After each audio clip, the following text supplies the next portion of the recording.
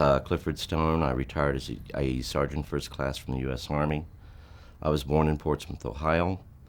I have had an interest in UFOs since I was about 7, 8 years old, when I had my first initial experience that I could readily identify as a UFO event. Prior to that, I had strange things happening to me, which I didn't actually tie those to UFOs, and I didn't tie them to anything of extraterrestrial origin. Actually, I thought of more along the lines of something being supernatural. It scared me, but then I realized there was nothing I could do about it. So from a very early start in life, all the way up to and including the present, I've been involved in UFOs and I had strange events. And people will tell you that if you spend time at my house for any length of time, you will have strange events happen to you.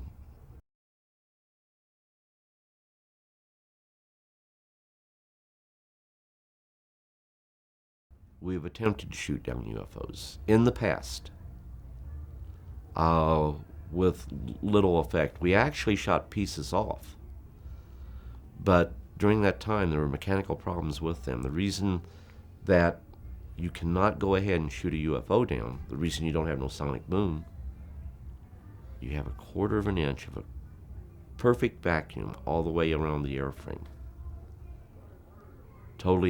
You cannot penetrate that vacuum. No weapon known to man can penetrate it.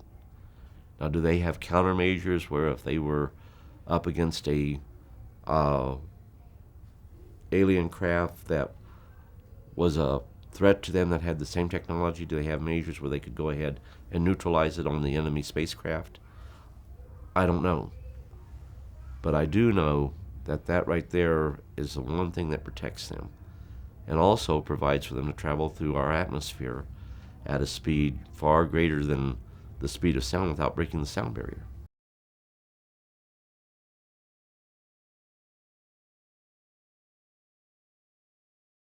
The cases that I was involved in, the 12, 3 actually involved crash retrievals.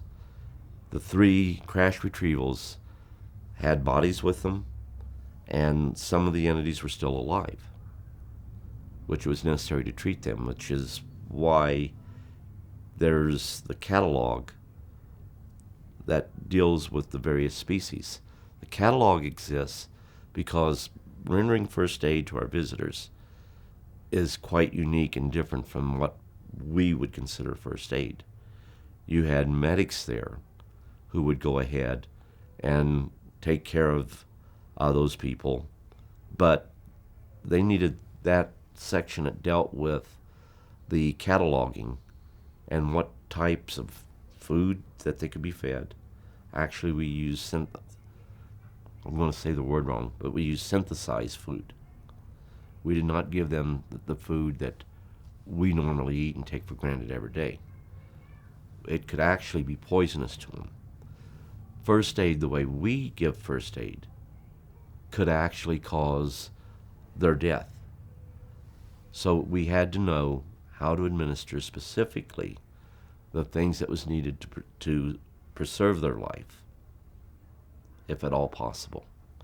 The other thing is, when you went to a crash retrieval, you always was going against the clock, because just like us, when we have a plane go down, there's an emergency beacon sent out. When one of their craft go down, there is an emergency distress call that goes out to their people, and immediately they try to recover them. And on more than one occasion, the military and their people have gotten there at the same time. The best thing to do when that happens is for us to back off, because they are going to do everything they can to protect their people and recover the bodies and recover any of the injured or those that are still alive. They're not going to try to take overt hostile acts towards us. Many of the species, on an individual basis, would permit themselves to be killed before they would have any of us hurt. Not all the species are that way, but many are. The self-preservation that we have isn't the same with them. That doesn't mean they want to die. Doesn't mean that they don't feel fear just like we do. And I can tell you they feel fear. I can tell you they really feel fear at times. And it shouldn't be that way with us. It should be that they know that we want to help them, but then again, the greed of man comes into play. What they have, we want. And the only way we can get it, we must learn from them. And if it means going through interrogation, things of this sort, and doing unethical things, because there aren't any laws that protect them. Your pet retriever has more rights than any ET has. Knowing that, that is one of the reasons we're in quarantine. There is nothing that would stop us if we were to become, in the matter of the next couple of years, interplanetary travelers, meaning visiting other solar systems. If we achieve that, and we go to a place that's got life very similar to the life here on Earth, and even an sentient, intelligent life that is on par to man but looks a little different, we could do anything we wanted to there in the interest of furthering our scientific knowledge and not even think about the moral issues of what we're doing to the life on that planet. The only thought we would have is the precautions we needed to take to ensure when we left that planet, we did not come back here and infect our planet with a very deadly disease. That's been in place since actually before the crash here in Roswell. That was in place during the Second World War, because it was during the Second World War that in the Pacific Theater that they came into possession of things that were of extraterrestrial origin. And if you're not very careful when you go to a crash site, you run into the possibility of having casualties. Not because they're hostile, but because you have to be very careful with the equipment that they have on board the craft.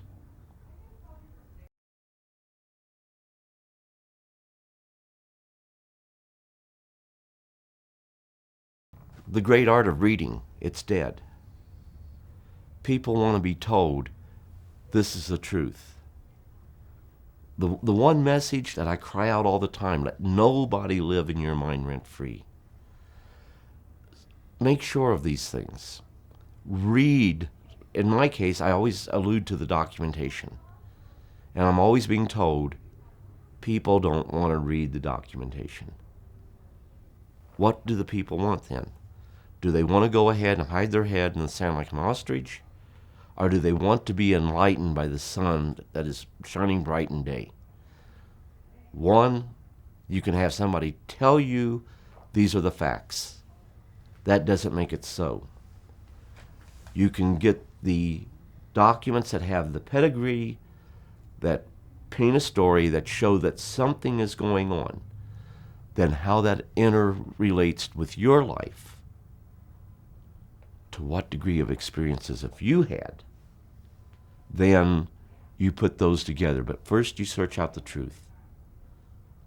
Then when you find out that you have had things happen in your life, or if you already know you were involved with these things, you owe it to your family and to yourself to tell them what happened in your life, why you weren't there for that ball game, why you weren't there for maybe the first steps of your child, maybe at the time of the birth of your child, but the times that you weren't there because you were out in the service of your country and it was things you were never to talk about. Now that you're out, you want to live a normal life, so you're never going to bring it up. But it's eating at you from within, inside. It's also eating away at your family. You need to let them know what really happened.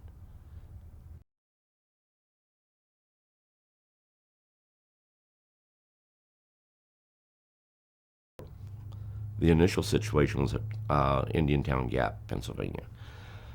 We went there on a field training exercise.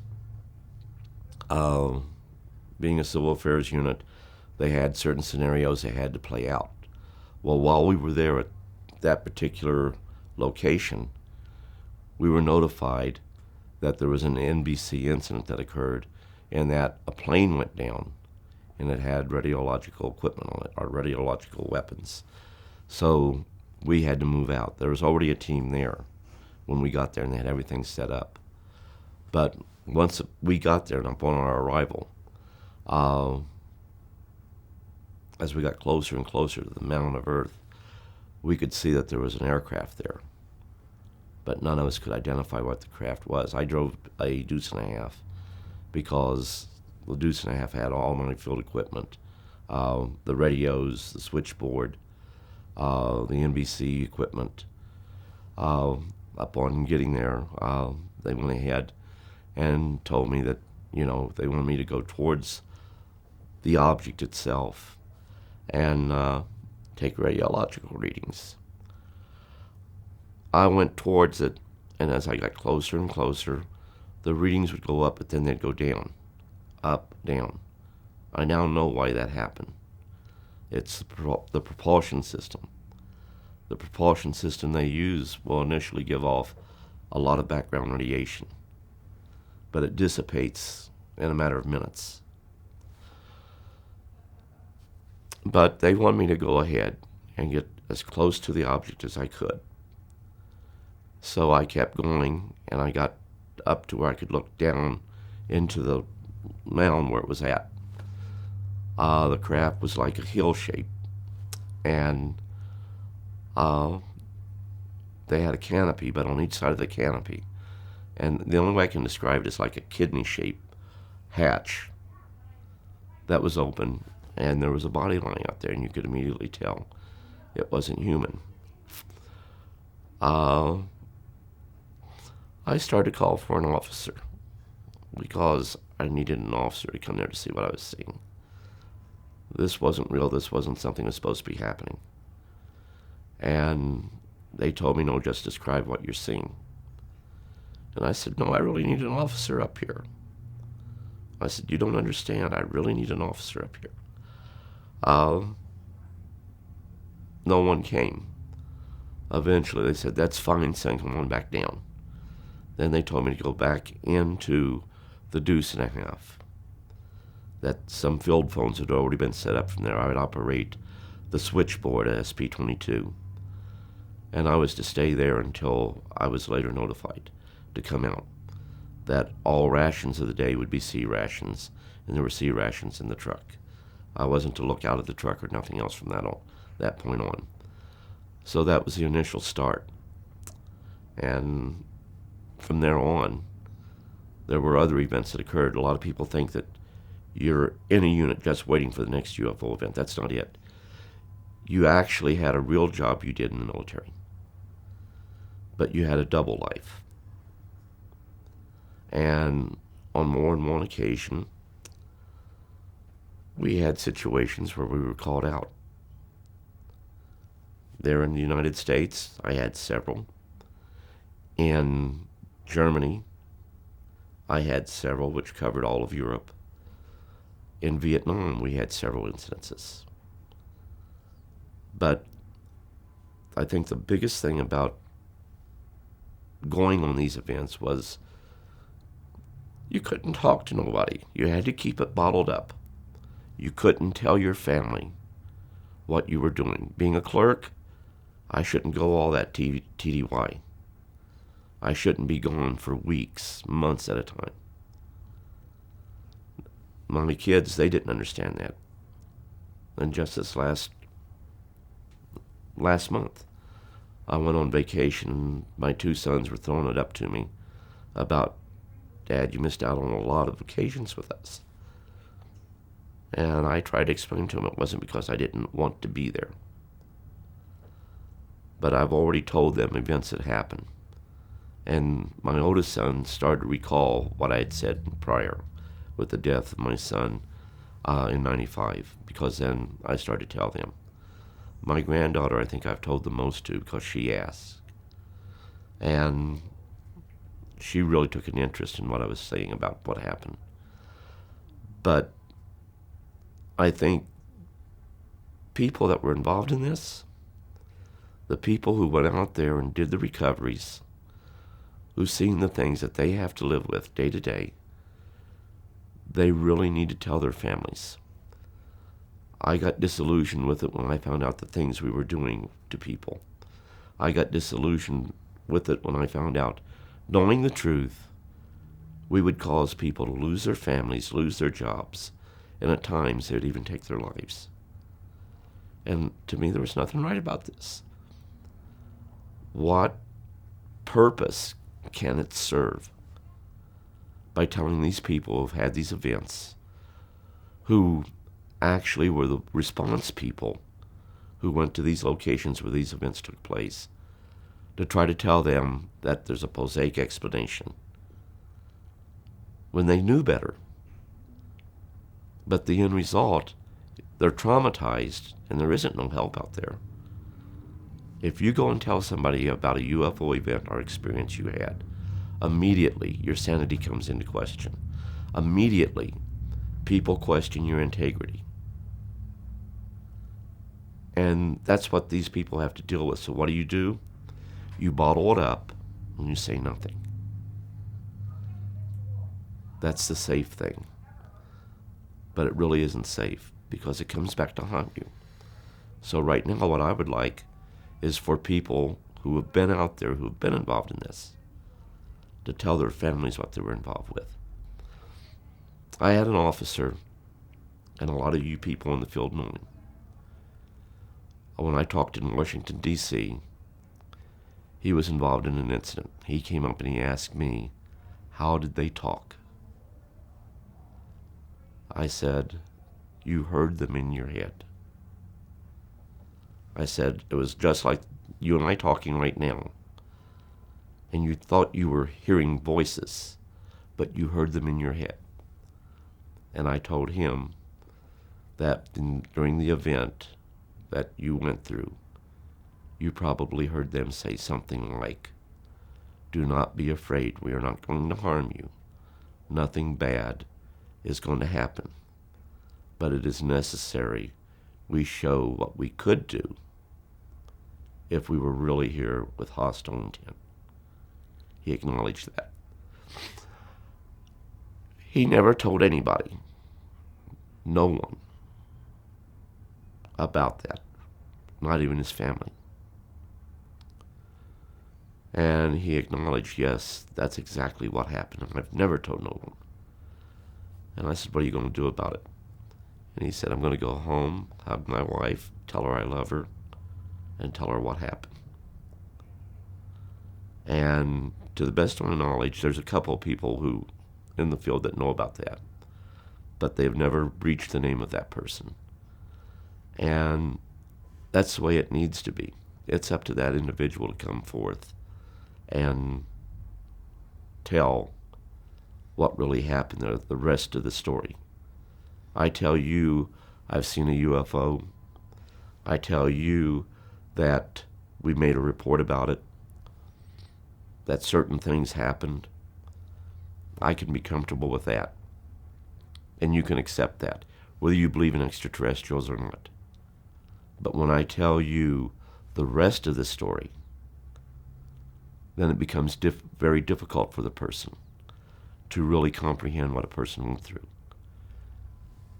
Also, it becomes very difficult for the person who has decided to come out of the closet, so to speak, and state that for 20 plus years I was involved in a program involving the recovery of crashed UFOs and debris thereof.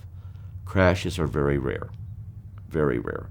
The recovery of debris or items left behind are not so rare. To be sure, they're pretty common. A person that's involved in an incident one time, as this person was, it becomes very difficult for them to tell the whole story, even when they want to. But there are those, in order to have peace of mind, starting with family, they need to tell. And I guess that's the message I want to get out.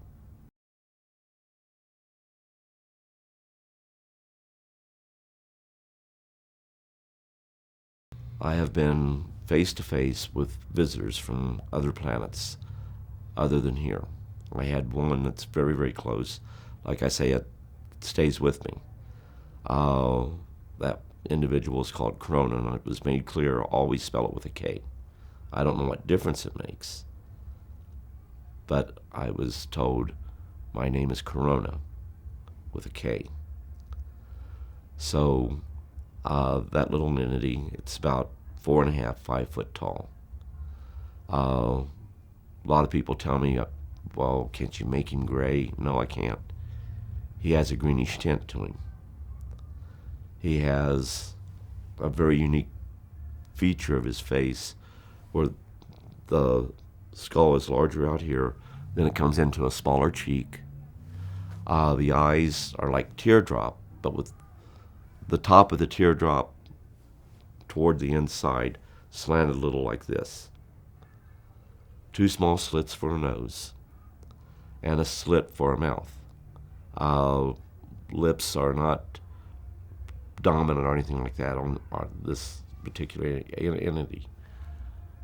But yet, you can see emotion within his face. And I say him because during the times that we have had interaction, we've even talked about family situations. Most often, we don't go ahead and think of them being anything like us to where they have families. We think of them as being genetically created. There's no longer that bonding between the female and the male of the species. Well, there is love there. It's not something that is missing from their society. They work towards the common good of their society. Unlike us, where a lot of times we are pulling at one another. There's competition, but the competition is working towards the common good. Not who can do the best job better. And it's so hard to put into words. It's almost like a beehive. All the bees in a beehive will work towards the common good of the colony within that hive. They do have their rogue elements, but when that happens, they are either extracted or killed within a beehive. In this case, they will refer to there being rogue elements that may be indifferent to the feelings of any other living creatures. When I was in the program, we were always told not all contact will be of a friendly nature. Now, the only time I seen it where it wasn't of a friendly nature was when we were the ones that initiated the aggression. And it's very human to come up on something that shocks your psychic, that shatters everything that you once believed, and react hostile to that stimulus. And that has happened. Right now, we don't shoot at UFOs. We have chase planes, but they have the little crosshairs. In the past, when we chased planes and we tried to take gun camera footage, when you activated your gun camera, all of your weapons were ready to fire on whatever it is that you were taking the photograph of. That can be registered. We can do that. We can say, okay, this person, for whatever reason, is getting a lock on us. And we don't know whether he's shooting at us with a camera or he's getting ready to unload missiles on us. So that's considered a hostile act, even by our standard. What we do nowadays is that we use the crosshairs where the pilot can go ahead, hit up on the crosshairs, whatever he's seeing in the center of the crosshairs, that's the center of what's going to show up in the gun camera footage. It doesn't go through any weapon system. Therefore, no hostile act can be registered or even be determined to be of such nature. The Russians have yet to learn this. The Russians have lost, by the time I got out, they'd lost 27 aircraft in the attempt to shoot down a UFO. The Chinese are getting a sad lesson on it now. They will shoot at anything that comes into their airspace. Now, it's not because they are taking defensive actions where they're shooting these planes down. It's just that sometimes when they use their defensive system, it has an adverse impact on the aircraft fighters trying to shoot them down.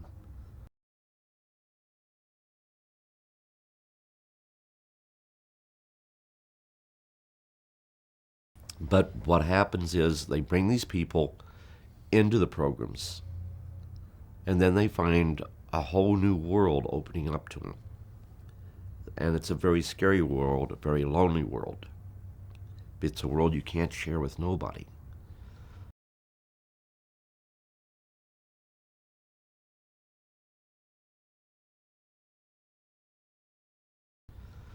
Now, there is a school, and they will send you to that school.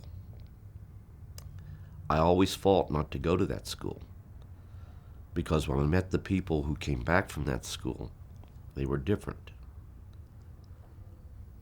They were cold, they were callous. They didn't really care about what happened to certain other people. That people that they had to go and talk to, that these people, they were just numbers. They were a mission to make sure that they didn't talk. And whatever happened to the people, that was not a problem of theirs. That wasn't a concern. They wound up killing themselves or start having mental problems. Then they would joke about it. And I thought, this is a horrific thing that we're doing, that it shouldn't be that way. And ultimately, one case right here out of New Mexico, where they drove the person insane. And I kept trying to talk to the person, look, don't go down that road. But he trusted the very people that he knew were government agents not to cause that to happen, and trusted them emphatically. And at least one government agent feels pretty badly about what they did to that person. And everyone should. In short, we should be telling the people the truth, that these people aren't crazy. They're having, from one degree to another, some type of interaction with our visitors. And we got people out there right now, John Q. Public, that has things bottled up in them. And I mean, this is a large number that have had interaction with our visitors to a more or less degree of some sort, who have actually blotted it out of their memory. But they need to know what really happened, and when they start thinking about it, they don't really know where to go and search out answers. I can remember seeing the sky, the night sky, filled with stars. Yet, I don't remember it happening before or since. But I do know that I have been in many deserts, many dark areas, on clear, crystal clear nights, in which I could see many stars, but nothing like a couple of events in my life. And the only thing I could say was, part of that I'm blocking out. I have to be blocking it out.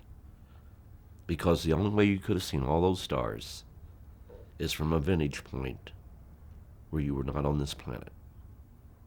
That being said, I have no recollection of ever being abducted. I have no recollection of ever being taken into space in one of their craft. But yet, I have clear memory of seeing the sky as I was awed at it. but I can explain why I have that clear memory. Uh, don't know what was happening at that time. All I can say for sure, I was standing on level land. Uh, there were other things in my life that I have memory of that don't quite make sense. But when you go ahead and take into consideration the interaction that I know I've had with our visitors, and also know that it's a learning process,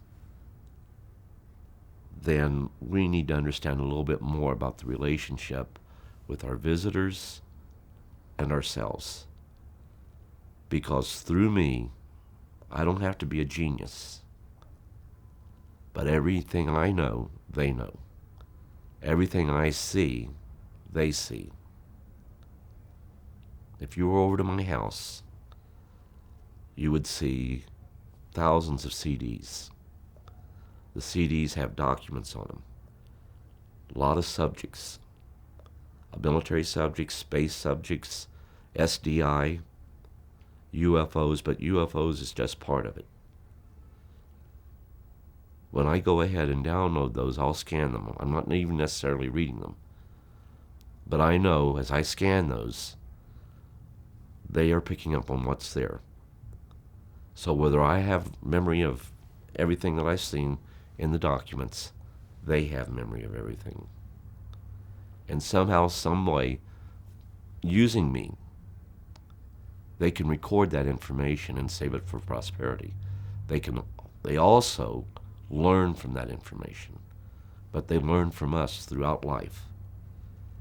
If you're selected for them to, for lack of a better term, study, it starts at an early age, and they live long enough to mourn your death. And there's a reason I say mourn your death, because there's that relationship.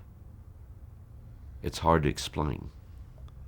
It's not like your best friend or something like that, but there is that relationship. And that relationship is more human than what most people would think. But it's also with our visitors. It's hard to explain. It's hard to put into words.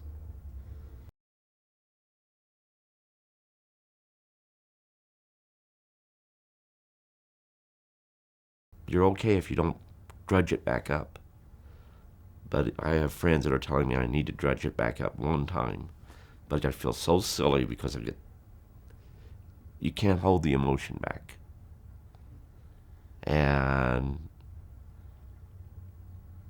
I have at times found myself wishing I could hate everyone and everything. And that way I wouldn't feel the compulsion to try to do something. And I know that's the wrong way to feel about it. But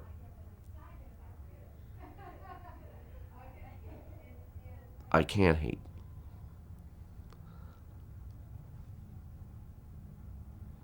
Even if I was to try to, I couldn't do that. I can't get angry with a person and stay angry with that person. I can get angry at a situation. I can feel frustration about a person's deportment or something like that. But I cannot go ahead and get angry, hold malice toward any individual.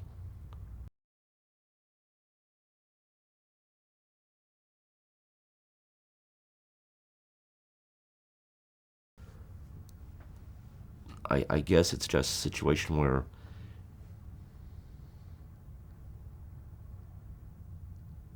how do you stop it? How do you stop what's going on? How do you get it out there without the hard evidence to let people know these things are going on? I do know that UFO sightings really are, where they're reported to the media, or they're reported anyplace else, UFO sightings are on an increase.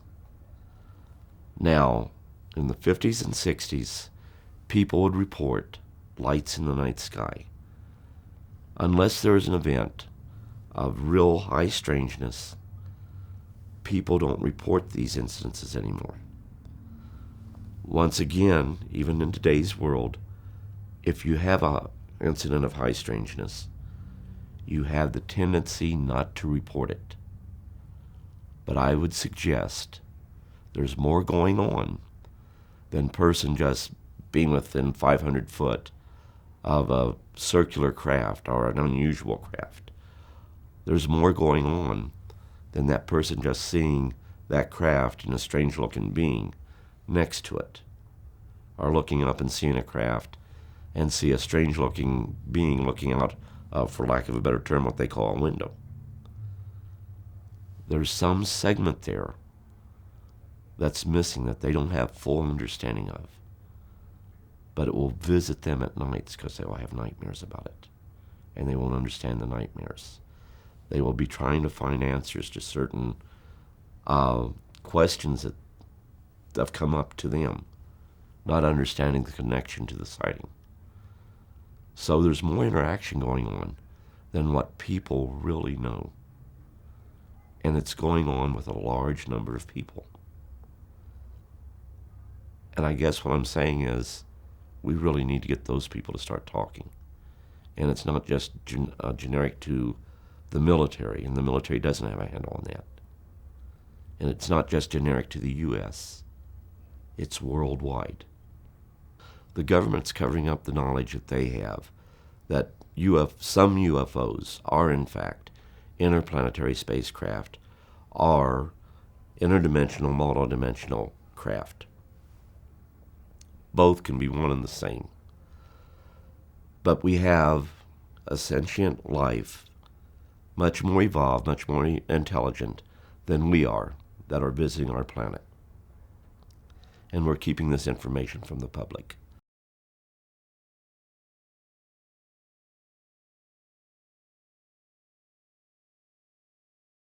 The problem with that is that there is no way any government on the earth can stop that interaction with these visitors to our planet with the people of our planet. For example, the reason they used me as an interfacer was because of the events that happened in my childhood and in my teen years. And somehow, some way, they knew about it. They can't teach this in school. They have to find people in the civilian sector to bring in to the fold, so to speak.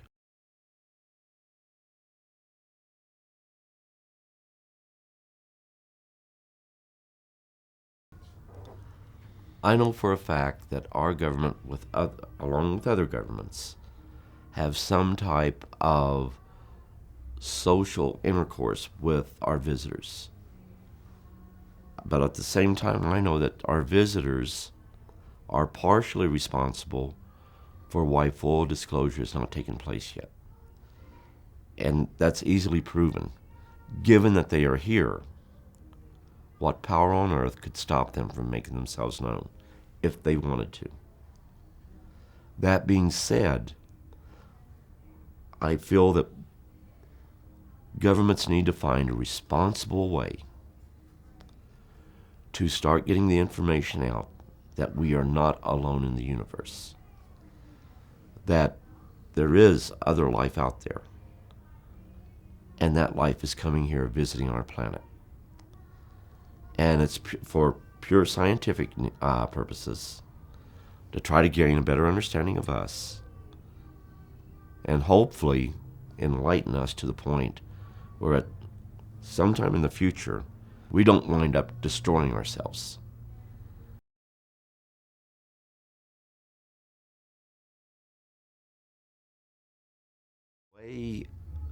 As a child, I had the situation where I'd have playmates that were invisible. Well, everybody has those, right? Everybody has imaginary friends. Only this was more than that. They wasn't imaginary. They were real to me. And they would always caution me, be careful what you say about us. Others can't see us. But they looked very human. At the time, I was always trying to help little animals. If I found an animal hurt, I'd try to nurse it back. I found a little bird once. It had fallen out of its nest. And I took the bird, and it had broken its beak. So I took the bird and held it under a faucet, trying to wash away the blood, trying to help it. Of course, I drowned it. Now, in a child's mind, they don't understand that birds die, and God in his infinite wisdom doesn't have a grieving process like we humans have when we lose a loved one. To me, I murdered that little bird. The mother and father are going to be missing their little baby, all because of an action I did. And it really bothered me. I mean, I cried for weeks over that bird. But then, first time I see Corona, as he really is, he appears and he's startled. He wants to know why he's feeling what he is feeling. Why am I feeling what I'm feeling? Because as a result of what I'm feeling, he's feeling it. And I mean, the response wasn't there. I screamed, and I ran to try to find a place to hide. The question stood, why? Why did I feel that way? I couldn't explain why I felt that way. After I overcame my panic, and that's what you would have to call it, because my aunt couldn't even control me. She tried to keep me in a chair, and I wanted to get out of that chair. I wanted to find a place to hide, but there was no place to hide. Where do you hide? Where do you run to? But the question, why do you feel this way? Why is it that this bird died? Why do you feel such heavy grief, such heavy pain over doing that? And the other thing was, why do you try not to cry? Is crying not natural for your species? I'm a kid, I can't answer those questions. But, eventually, the thought process, they were picking up on the fact that I was identifying this bird in human contents, i.e. the taking the life of a child. Knowing firsthand, now, at the time I didn't. I could only imagine. But knowing firsthand now, I can even understand a little better. But to me, the bird had a mother and father.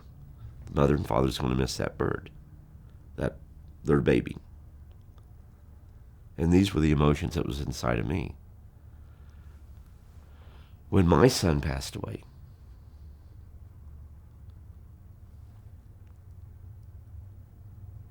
Corona, I think, mourned with me. And I always, even today, I visit his grave. But one day I was praying and Corona said, "Do you mind if I pray with you?" And I said, "Not a problem, pray in your own way." And he got down on his knees just like we did. And people hate this part of it. But I said, "Do you have religion?" And they said, "Religion? Isn't that something that's created by man? Do we have faith?" Yes, we have faith. Do we believe that there is that which you call God? We accept that based on our science. It's no longer a faith-based idea that there is a creator, that which you call God. That truly is. Do you believe in life after death? Yes, they do. They even have means to communicate with their loved ones. It's not some parlor trick. They really have the means to do it. But there are forbidden questions that you can't ask about what happens after death. Otherwise, you ask that, you're cut off immediately. The one thing they cannot tell you, they cannot come up and tell you that this religion is the true and correct religion, or that religion is true and correct religion. You must worship in your own way. And at this time, I don't really go into why that was such a crucial question that I really needed answers for. And it deals with a document that was out there that tied in with the connection with my son's death and what this document was alluding to. It was causing me a lot of mental anguish. Yet the answers was not offered. In short, I had to ask the questions. But it was brought about by the point of, why don't you ask these certain questions? It wasn't, well, we know what you want to know, so here's what the answers are. So it was played out, so to speak. And it was over a period of several days. And they even permitted me to see my son. I don't want to talk about that right now, but someday I really need to get that out. Because there were 2 times that happened. And they're really beautiful stories, I think. But very hard for me to tell.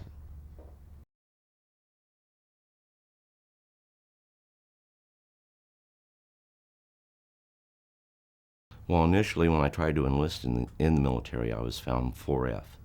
I went to Fort Hays in Columbus, Ohio for my examination to go into the military. And that was in December 1967. Once I was there and I took all the tests, passed all the tests with flying colors, but they found some medical problems and they said, you're never going to get in the military.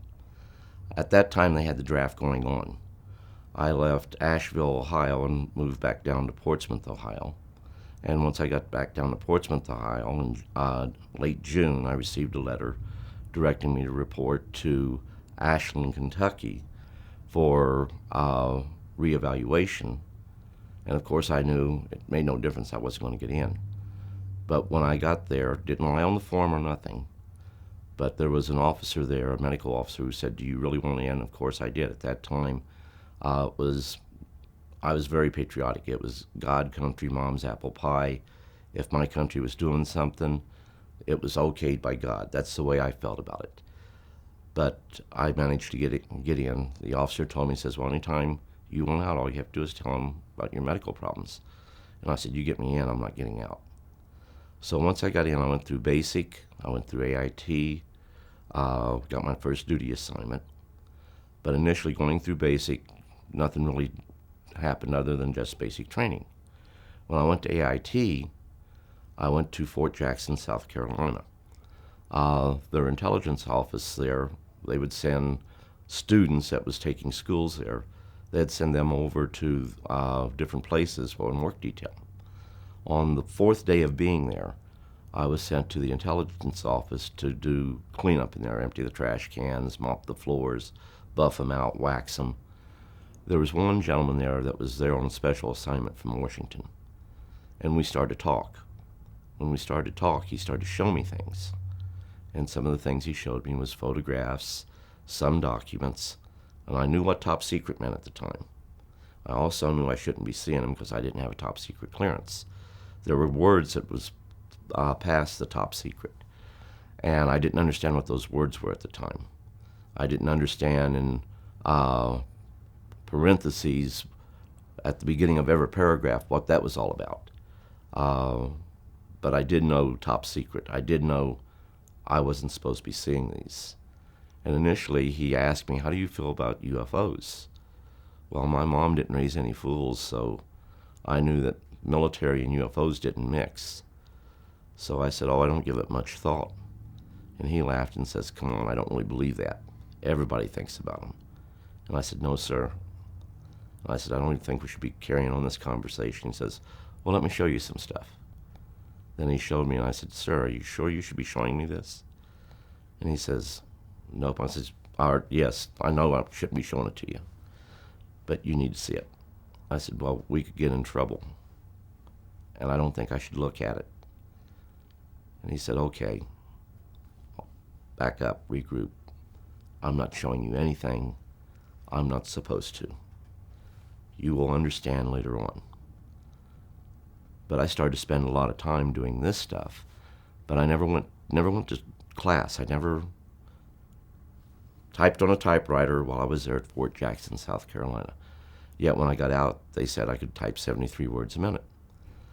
When I went to my first duty station, which was at Fort Lee, Virginia, 36 Civil Affairs, I proudly advised my first sergeant that the one thing he should know about me, since I was a clerk typist, I couldn't type. And he looked at me kind of strange, and was going through my record, says, "You Alan obviously don't know the difference between the branches of service." Now, I didn't understand what he meant by that, but he took my records, went in to see the unit commander. The unit commander came out, and he said, "Are you colorblind?" And I said, "No, sir." He says, "What color uniform you have on?" I said, "Green, sir."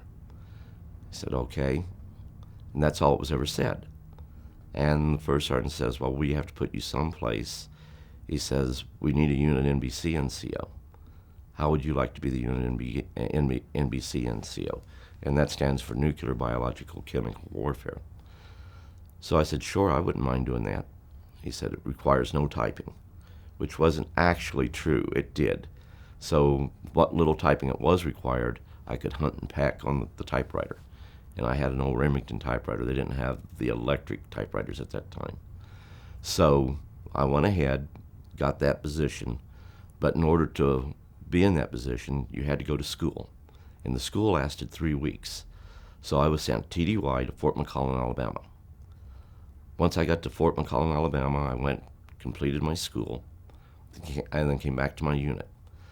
Once I got back to my unit, 36 Civil Affairs, while I was at Fort McCollum, I met a friend of mine we hung around together all the time, and he was Army ASA, Army's security agency, and he was stationed out of Fort Belvoir, Virginia, and he was directly assigned to the NSA. Anyhow, he invited me to come down to visit with him sometime, and I said, "Sure, I'll try to do that."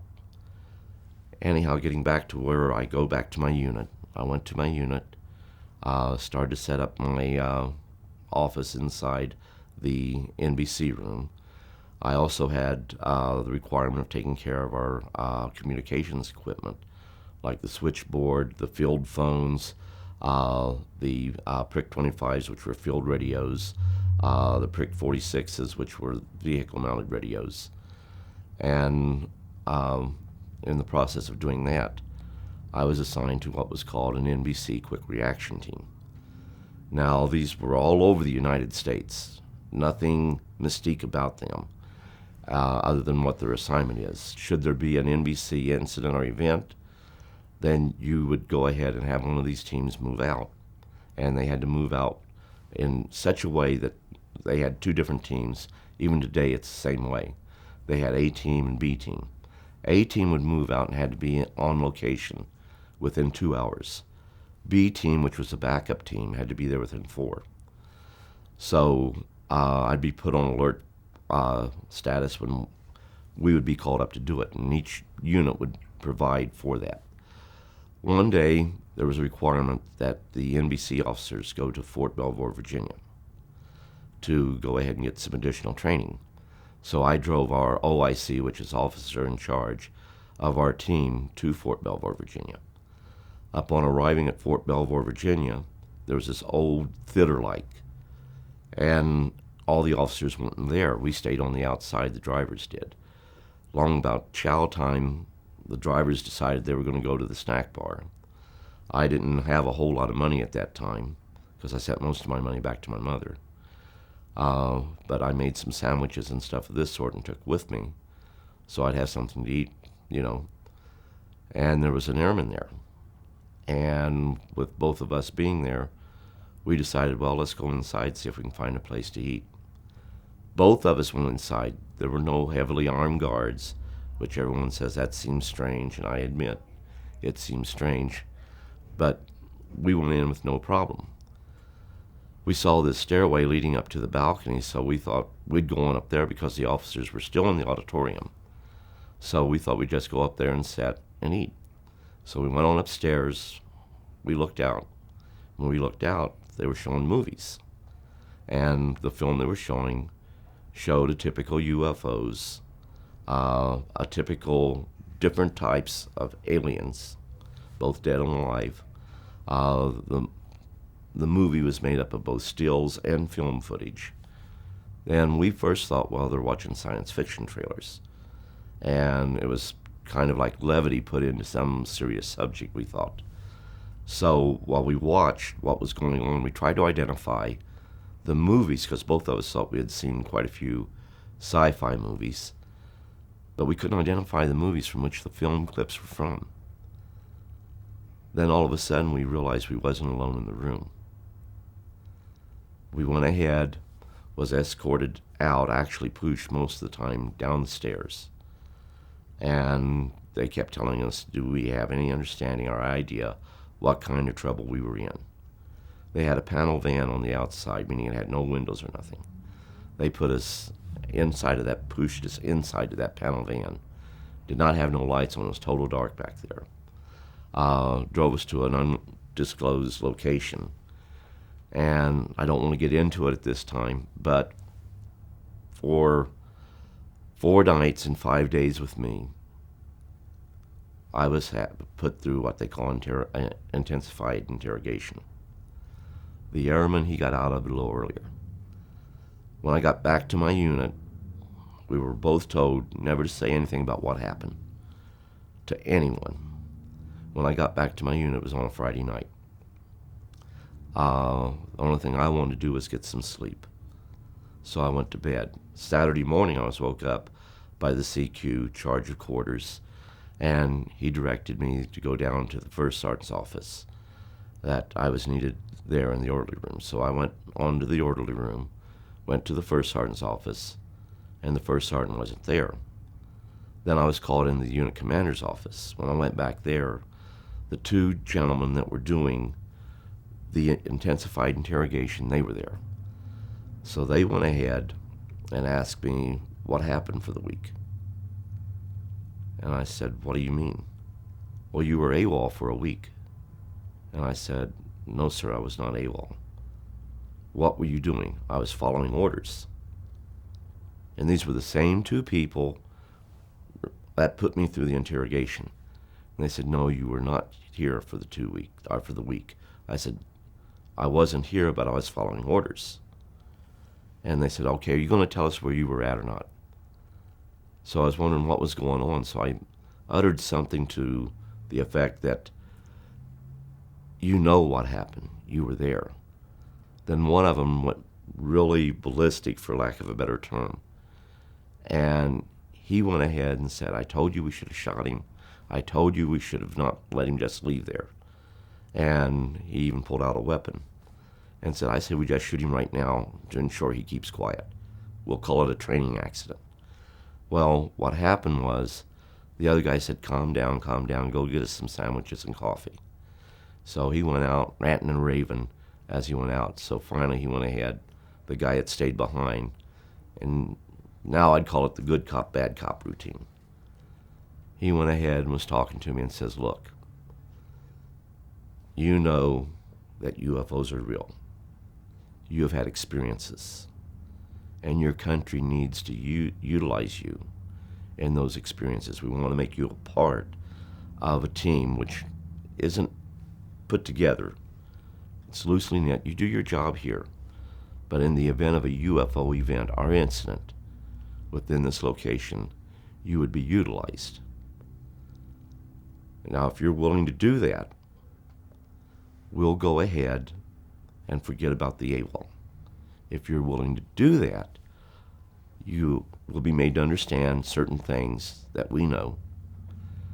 but you will also be in a position to learn a whole lot more. And it makes no real difference. By the end of the year, the truth is going to come out anyhow.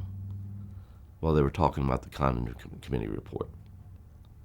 At the end of the year, it came out, but did not say anything about the reality of UFOs. By the end of the year, I knew what our government was doing. But initially I said, well, no, I really don't want to do this. And they went ahead and said, well, we'd like for you to change your mind because you could be court-martialed for that, for the AWOL. Says the one thing you can really be court-martialed for is that you're in the wrong branch of service. Well, I was just a young kid at that time. And I couldn't understand, what do you mean, the wrong branch of service? And he gave me my enlistment contract. He says, what does it say here you enlisted in? I said, it says Army. He says, read it. I said, I've been in the Army for what, 8 months now? And he says, read it. The oath has United States Air Force. The front of the DDD Form 4, on the very first page, said that I had read and understood Air Force Form 117. I wasn't in the Air Force, I was in the Army. So they were making it as though that this was a terrible breach of my contract, and that I'd cost the U.S. taxpayer a lot of money. Now all I had to do was re-enlist for 3 years, go ahead, do what they wanted me to do, and play ball with the program. And I would be able to go ahead and to have my records changed where it said Army. There would be no charges brought up against me. And I was told I had till Monday to make the decision. Monday morning, one of two things would happen. I would be hit up on charges. Charge sheets would be drawn up, and an Article 32 investigation pursued, which was an investigation to determine if there was sufficient evidence to take you to trial. And I was appraised of the fact there was sufficient evidence to take me to trial. So after they hit up on that for the weekend, I still felt uncomfortable re-enlisting. But I decided, fine, I'd do it. So I re-enlisted. And it wasn't a choice. Monday morning, I re-enlisted. End of discussion. They had the paperwork already done. And they were pretty sure I was going to. That's why they had the paperwork done. But I went ahead, took my re-enlistment, got that, and nothing happened for some time. Then we had a situation where the initial situation was at Indiantown Gap, Pennsylvania. We went there on a field training exercise. Being a civil affairs unit, they had certain scenarios they had to play out. Well, while we were there at that particular location, we were notified that there was an NBC incident that occurred, and that a plane went down, and it had radiological equipment on it, or radiological weapons. So we had to move out. There was already a team there when we got there, and they had everything set up. But once we got there, and upon our arrival,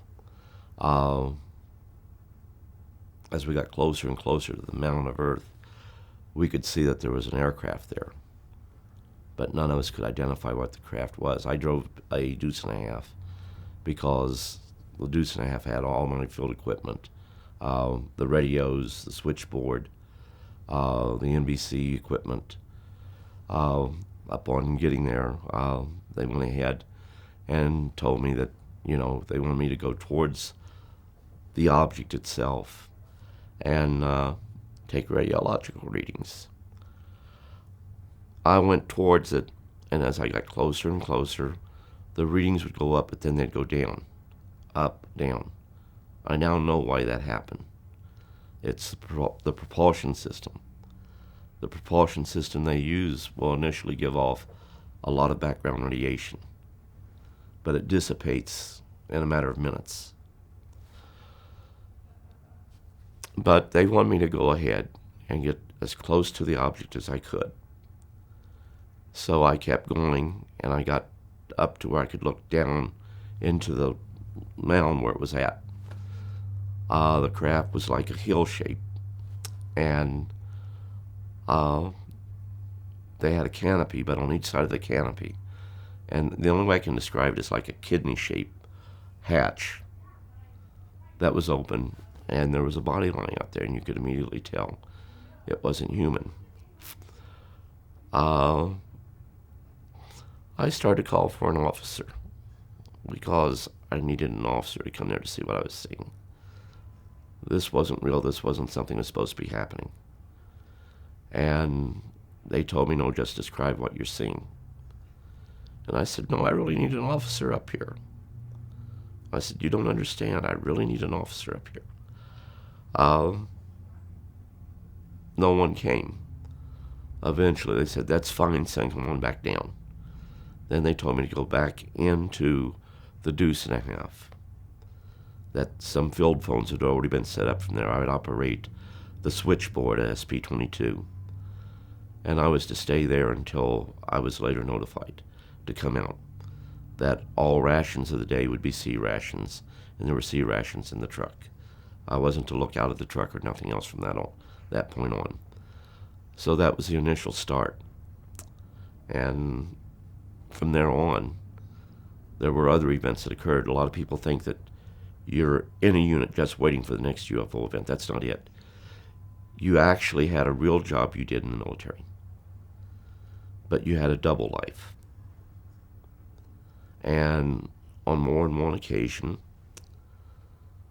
we had situations where we were called out.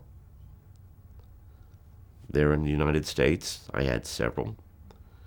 In Germany, I had several, which covered all of Europe. In Vietnam, we had several incidences. But I think the biggest thing about going on these events was you couldn't talk to nobody. You had to keep it bottled up. You couldn't tell your family what you were doing. Being a clerk, I shouldn't go all that TDY. I shouldn't be gone for weeks, months at a time. My kids, they didn't understand that.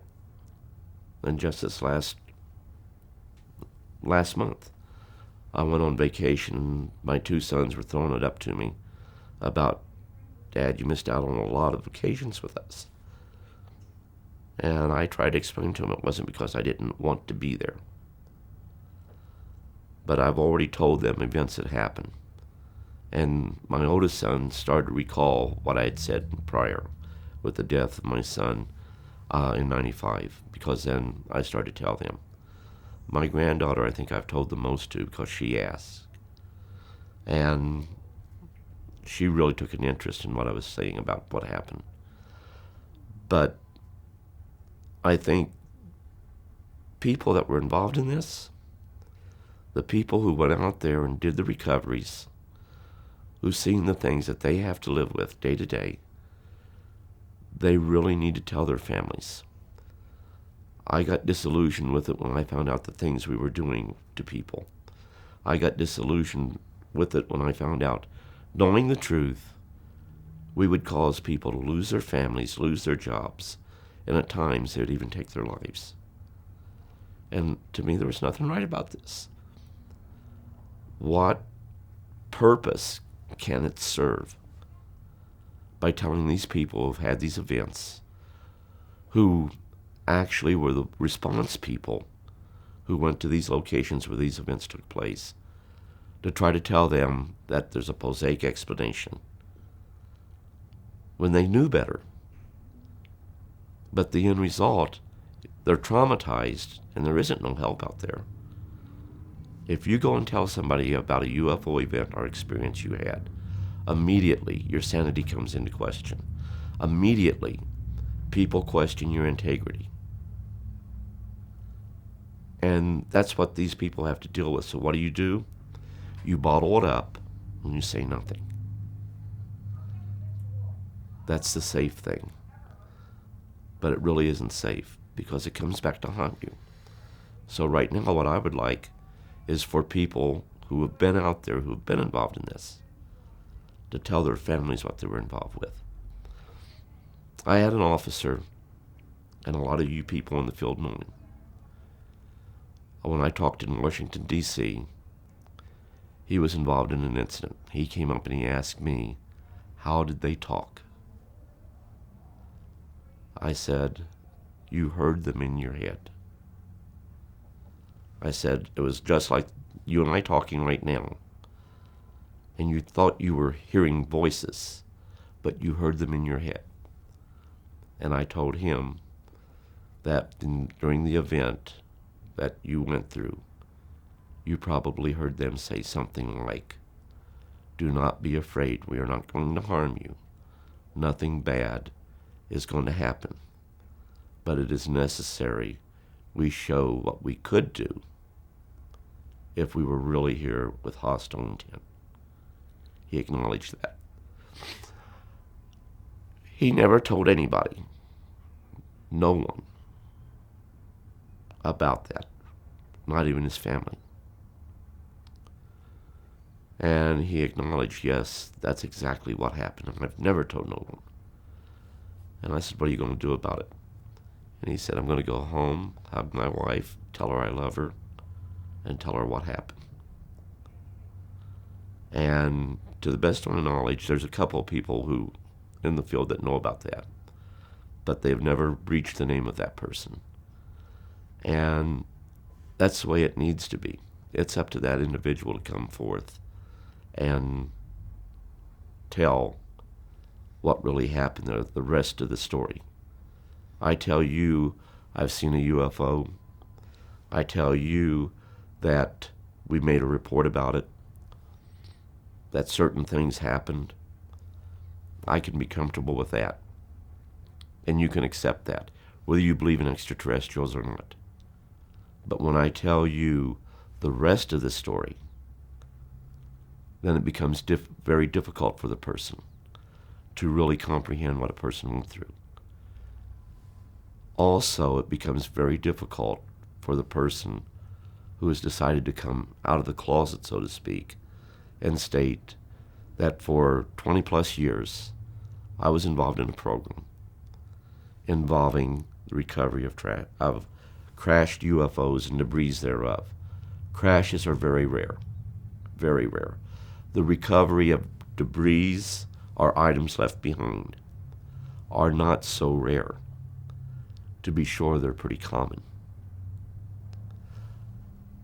A person that's involved in an incident one time, as this person was, it becomes very difficult for them to tell the whole story, even when they want to.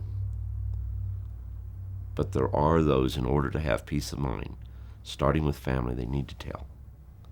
And I guess that's the message I want to get out.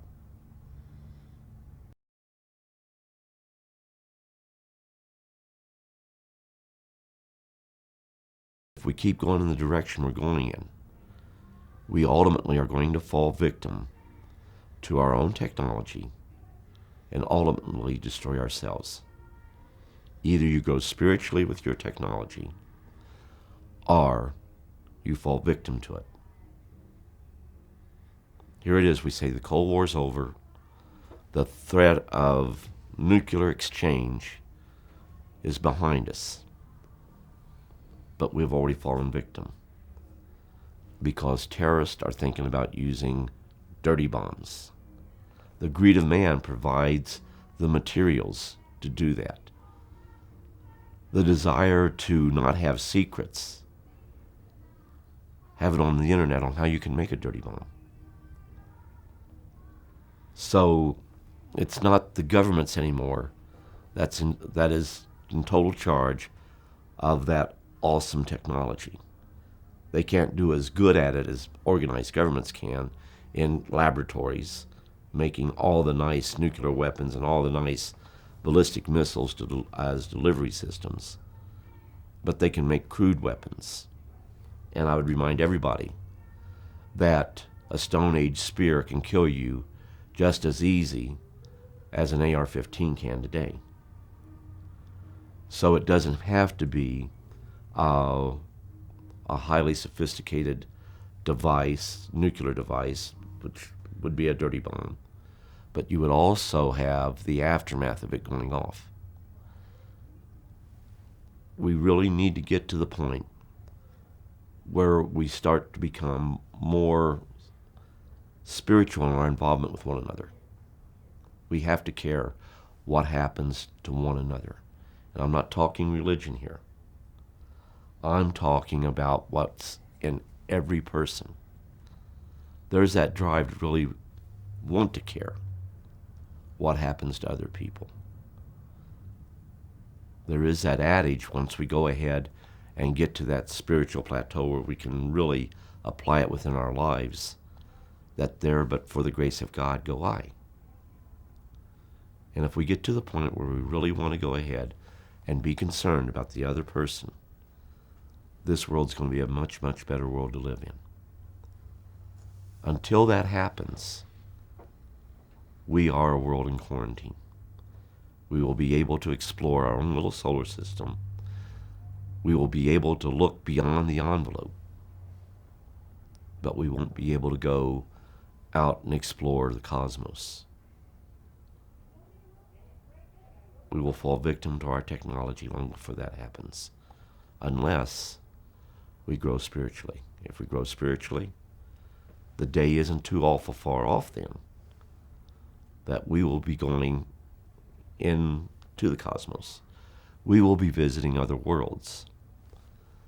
At some point, we will be the aliens, and we will be someone else's UFOs.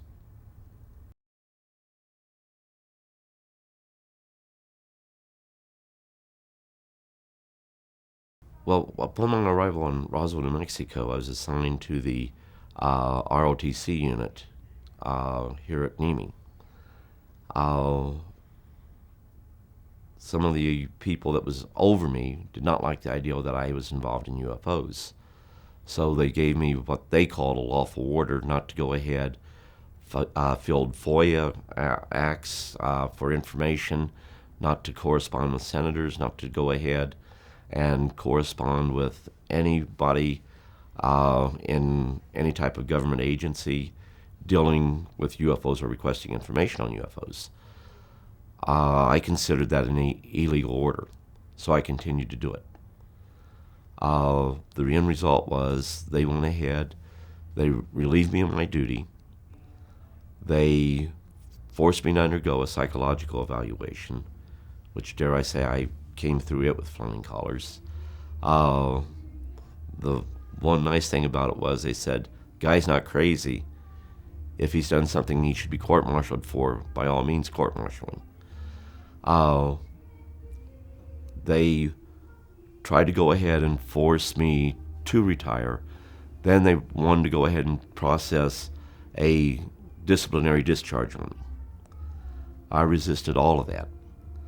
At one point, my executive officer called me into his office and said, okay, you're going to tell me everything you know about UFOs. We're not leaving until you do. I said, well, sir, do you mind if I smoke? If I smoke? And he said, no, go right ahead. It's time I smoke cigars. So I lit up a cigar. And he says, okay, you ready to talk? I said, you going to call your wife, sir? And he said, why do I need to call my wife? I said, because, sir, if you're waiting for me to tell you anything, it's going to be a cold day in hell, and we're going to be here for a long time. This is information your wife should know. He then went ahead and said, well, I'm not mad at you. I just don't think you should be doing this. And besides, what difference does it make to you if the Pentagon has 50 flying saucers of extraterrestrial origin? At which time I told him, sir, you have the luxury of not knowing the truth. Unfortunately, I do not share that same luxury.